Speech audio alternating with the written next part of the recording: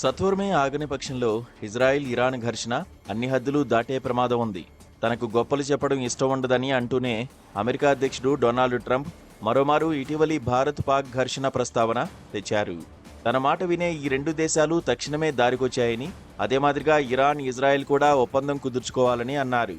అయితే అది ఇప్పట్లో సాధ్యం కాదన్న సందేశం కూడా ఆయనే ఇచ్చేశారు.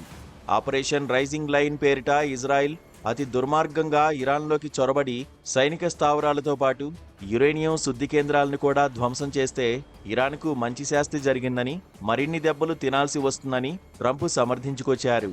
అమెరికా ఆశీస్సులు, అండదండలతోనే ఇజ్రాయెల్ నేరుగా ఇరాన్ మీద విరుచుకుపడి మరో కొత్త యుద్ధానికి తెరతీసిందన్నది వాస్తవం.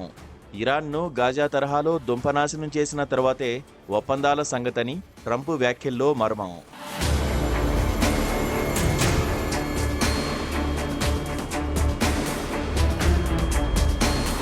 యుద్ధం ఎంతకాలం సాగుతుందన్నది ఇరాన్ సైనిక పాటవ మీద ఆధారపడి ఉంది. హమాస్ దాడికి ప్రతీకారంగా ఇజ్రాయిల్ అనేక పక్షాలతో ఏకకాలంలో యుద్ధం చేస్తూ వచ్చింది. అక్టోబర్ 7 ఘటనకు ముందు వరకు ఇరాన్కు రక్షణ కవచాల్లాగా వ్యవహరిస్తూ వచ్చిన హమాస్, హిజ్బొల్లాలు ఇజ్రాయెల్ దెబ్బకు గట్టిగా ఎదురుదెబ్బ తీయలేని స్థితికి జారుకున్నాయి. యెమెన్లో హౌతీలను బలహీనపరచడంలోనూ ఇజ్రాయెల్దే పైచేయి అయింది. గతేడాది ఏప్రిల్, అక్టోబర్లో ఇరాన్ మీద జరిపిన దాడి ఇజ్రాయెల్కు ఒక ట్రయల్ రన్ లాగా ఉపకరించిందని అంటారు.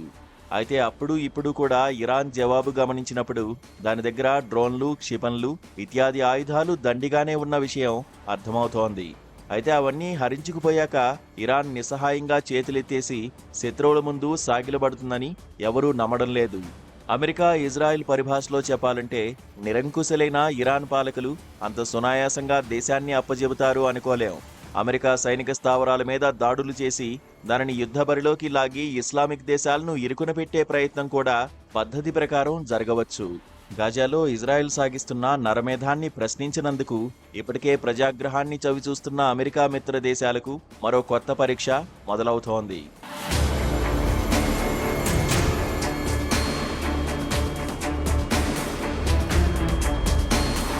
ఇరాన్తో అణు ఒప్పందం కోసం ఒక పక్క చర్చలు సాగుతుండగా ఇజ్రాయెల్తో మరోపక్క దాడి చేయించి గొప్ప ఎత్తువేశానని ట్రంప్ అనుకుని ఉండొచ్చు.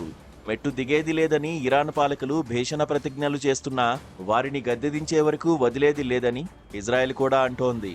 అనేక అణుబాంబులు సిద్ధం చేయగల స్థితిలో ఉన్నదని ఆరోపణలు ఎదుర్కొంటున్న ఇరాన్ ఈ ఇజ్రాయెల్ దాడి తర్వాత వేసమెత్తు అవకాశం ఉన్న అణుబాంబు తయారీని వదులుకోదన్నది వాస్తవం. అంతర్జాతీయ అణుశక్తి సంస్థకు 20 ఏళ్ల తర్వాత ఒక్కసారిగా ఇరాన్ అతి భయంకరంగా ఎందుకు కనిపించిందో తెలియదు.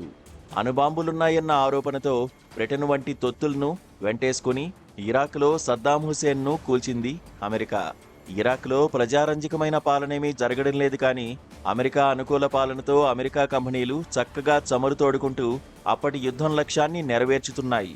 సద్దాం మరణానంతర పరిస్థితులు ఐసిస్ వంటి ఉగ్ర సంస్థల ఆవిర్భావానికి దోహదం చేసి ప్రపంచాన్ని ప్రమాదంలోకి నెట్టేసిన సంగతి తెలిసిందే.